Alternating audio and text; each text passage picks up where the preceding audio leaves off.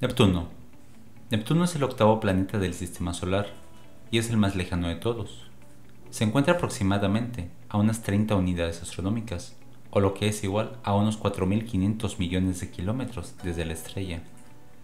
Para ponerlo en perspectiva, eso sería 30 veces la distancia que separa la Tierra del Sol.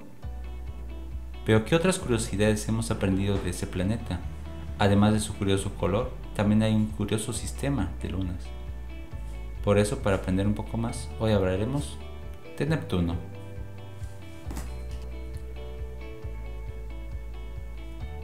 De lo primero que nos puede llamar la atención sobre Neptuno es su color, dado que es un color azul muy fuerte, un azul rey o azul marino. Un color muy correcto dado que recibe el nombre del dios mitológico de las aguas. En la mitología romana, Neptuno es la contraparte de Poseidón. Es el hijo de Cronos y también por lo tanto es el hermano de Júpiter y de Plutón. Él se encarga de controlar las aguas y también es el productor de los terremotos. Su símbolo es el caballo y su emblema es el tridente.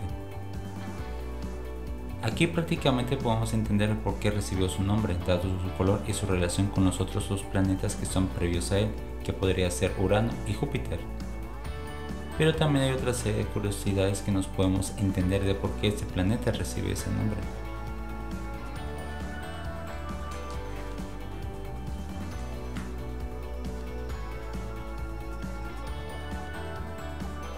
Si bien su nombre Neptuno se debe a su curioso color, también pudo haber recibido el nombre del dios de los vientos, dado que los vientos en Neptuno son los más rápidos registrados dentro del sistema solar.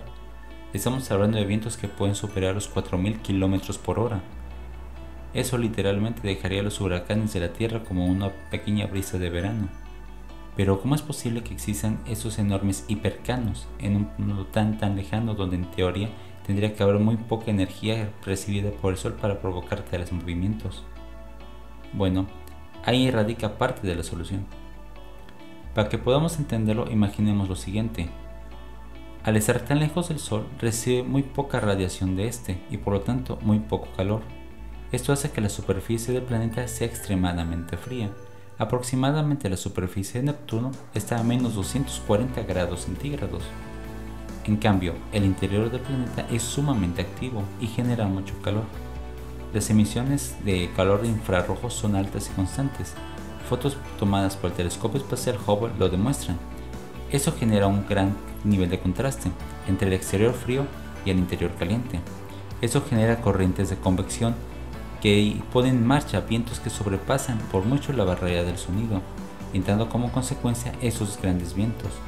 Y como recordamos que estamos hablando de un planeta de los llamados gigantes gaseosos, no hay superficie lógica, ni siquiera relieves que puedan detener o amenguar las velocidades de estos vientos y por lo tanto estos vientos corren constantemente aumentando su temperatura y también su velocidad, llegando a un punto en el que llega a un punto crítico donde no pueden sobrepasar más la velocidad.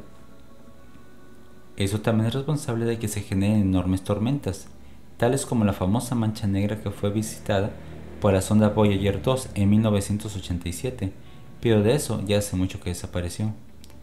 Líneas blancas y bandas de nubes son constantes verlas en la superficie.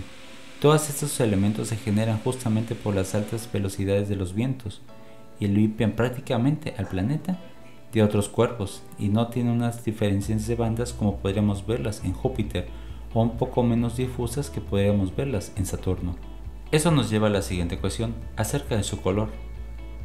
El color de Neptuno no es dado al azar, se debe principalmente a su composición.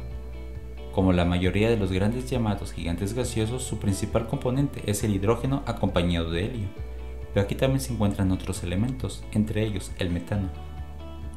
El metano en condiciones normales es poco estable, dado que se descompone rápidamente, sobre todo por la acción de la radiación solar, pero recordemos que estamos muy lejos del Sol, por lo tanto el metano es estable, y eso hace que pueda tener ese color, dado que el metano absorbe y refleja distintos tipos de ondas. En ese caso, rebota las partículas de ondas más largas, que en ese caso serían las azules. Es curioso que ese elemento haya hecho que tenga ese color tan asociado al color del agua, pero también se hace responsable que tenga su color el planeta gemelo de Neptuno, que sería Urano.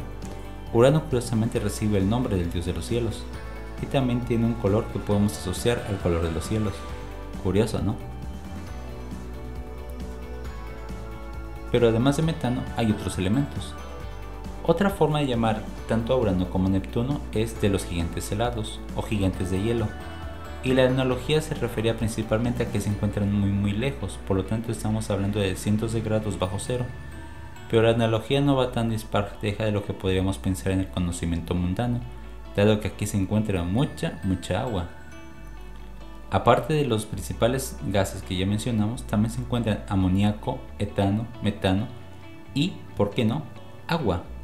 Pero no el agua que podemos imaginar, sino que esos elementos se mezclan a las altísimas temperaturas y presiones en el interior de un planeta para formar una especie de sopa química.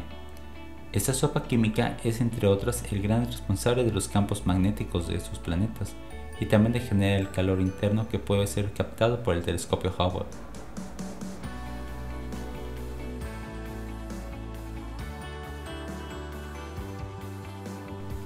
En algún punto, esa presión atmosférica genera que, digamos, el carbono adquiera otra forma. En ese caso podríamos decir diamante.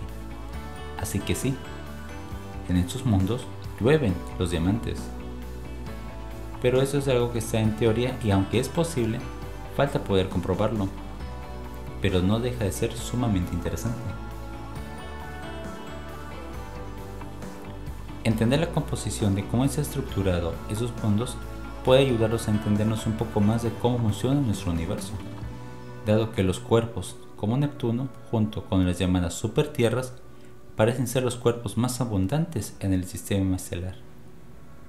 De hecho, hay una incluso subcategoría llamada mini Neptunos, que vendrían a ser cuerpos que estarían entre las llamadas supertierras y los Neptunos, que estos junto con las supertierras son los cuerpos más abundantes. Para estar en la categoría de los mini Neptunos tienes que tener una masa superior a 10 terrestres, pero inferior a las 14 terrestres, que sería la masa en la que ubicamos al planeta Urano. Dado que estamos hablando de las características físicas, vamos a tomar un poco acerca de las características de nuestro planeta en cuestión. Si hablamos de su radio, es aproximadamente 4 veces el de la Tierra y tiene 17 veces su masa. Su temperatura en la superficie en promedio es de menos 240 grados centígrados y es de los llamados gigantes de hielo o también gigantes gaseosos. Ambas categorías son válidas, pero hay quienes creen que pueden incluso formar parte de una categoría separada tanto una como otra.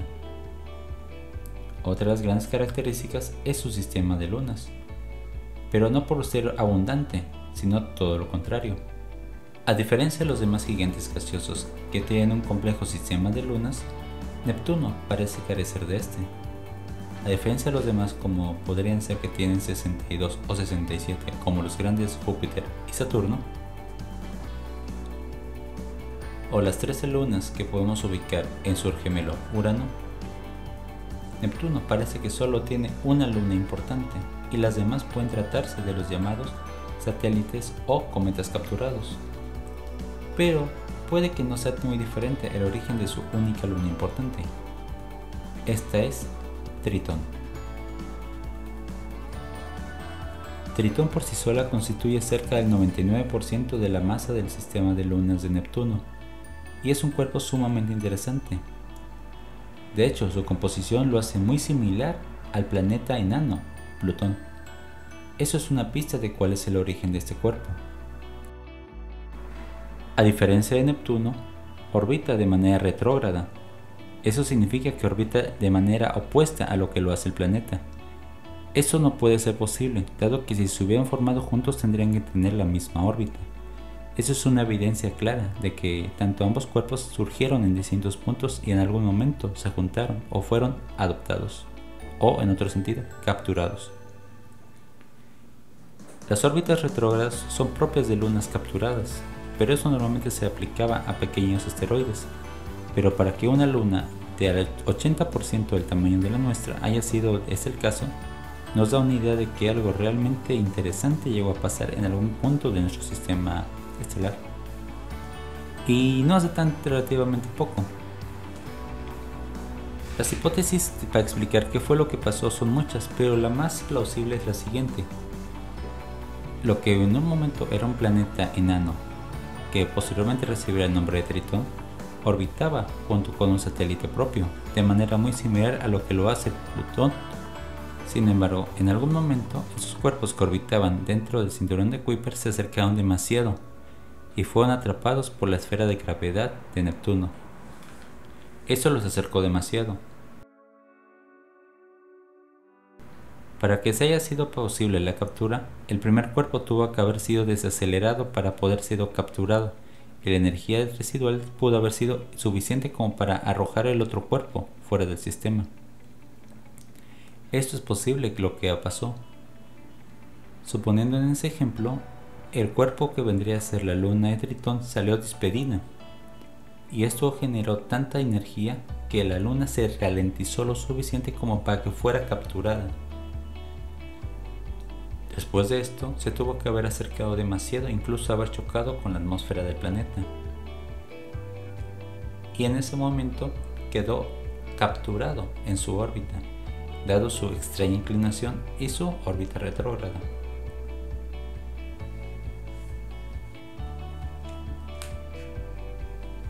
Una vez pasó esto, pasaron millones de años.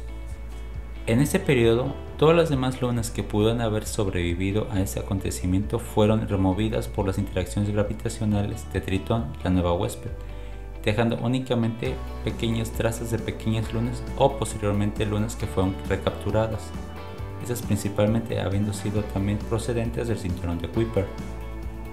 Pero se cree que en algún futuro, aproximadamente tal vez en unos 200 millones de años, Tritón se seguirá acercando hasta que él llegue al límite de Roche.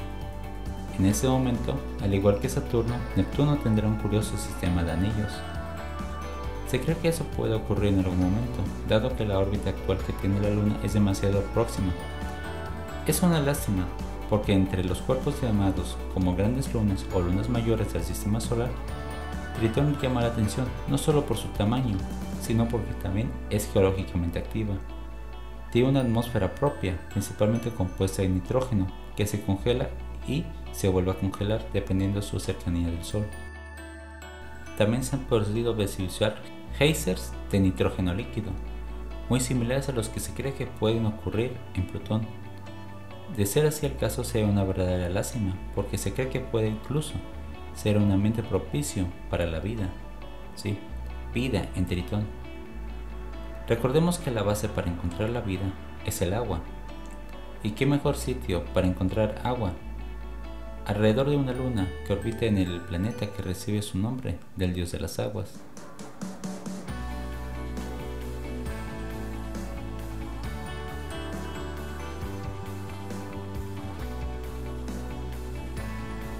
La órbita de Neptuno es bastante extraña.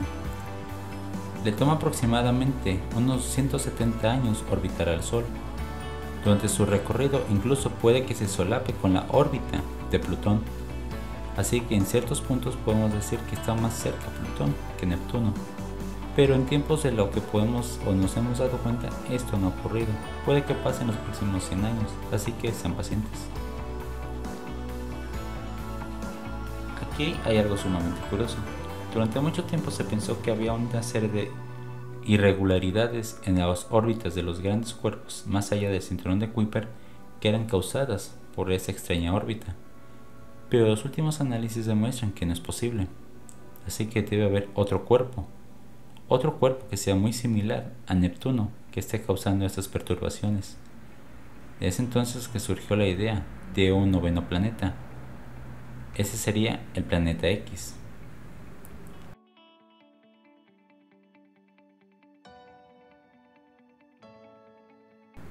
Pero para entender un poquito de ese tema hay que remontarnos al pasado. El astrónomo había notado perturbaciones en el planeta Urano y que a medida de cálculos se determinó que debía existir algún otro planeta que estuviera causando estas alteraciones, y fue entonces que recomendó que buscaran en cierto ángulo y con un margen súper mínimo descubrió que se encontraba un planeta y fue bautizado como Neptuno, y eso nos trae acá.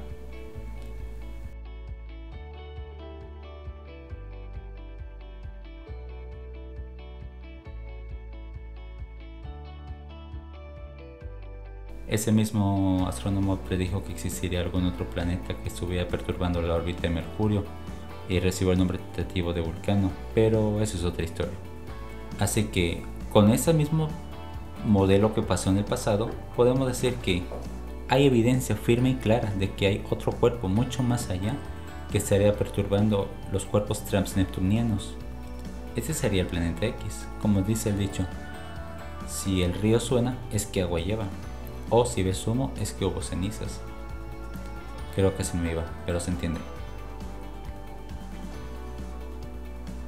Finalmente, lo único que podemos tener certeza es de que el universo es sumamente curioso, y por el momento lamentablemente no hay misiones programadas para visitar esos cuerpos. Lo único que podemos es tener una certeza de que hay un mundo muy lejano dentro de nuestra propia casa, que desde lejos puede que se trate de la nueva sonda o incluso alguna idea de lo que podemos encontrarnos más allá. Nuestro propio sistema solar nos ofrece una amplia gama de ambientes donde podemos hacer investigaciones y tener una idea de la variedad que son los mundos que encontraremos más allá, una vez que finalmente abandonemos nuestro sistema solar hacia las estrellas.